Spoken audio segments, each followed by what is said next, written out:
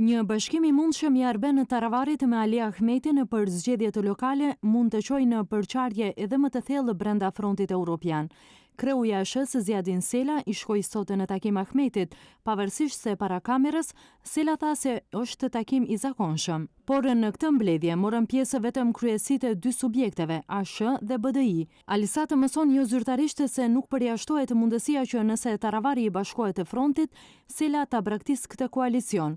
Megjithatë, para takimit të sotëm, Sela tha për Alisat se fronti është organizëm i gjallë për të gjithë ata që kërkojnë falje, duke aluduar në Taravarin. Është një takim i zakonshëm i frontit.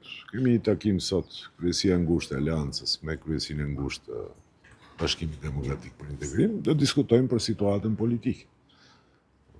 Nëse i kyçet frontit Taravari, si do veproni ju? Do vazhdoni te fronti apo?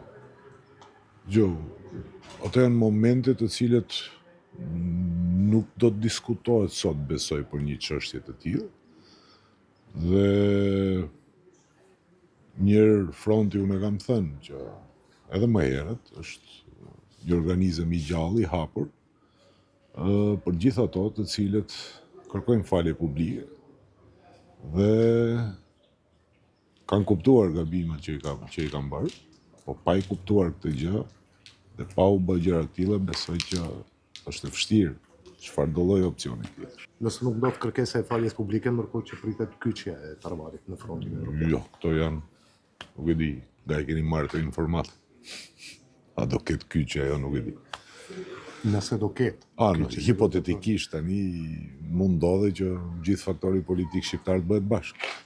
Pavarësisht nëse do të bëhen bashkë apo jo, Sela e Taravari kanë hendek të gjerë mes tyre, që nga zgjedhjet parlamentare, kur Taravarit ju atribua akuza e ndarjes së partisë dhe tradhtisë brenda aleancës për shqiptarët. Sela e Taravari kanë të hapur dhe kontestin gjyqësor për vulat dhe emrin e partisë, që të dy pretendojnë se janë në të drejtë, ndërsa këtë duhet ta tregojë gjykata e apelit në Kostivar.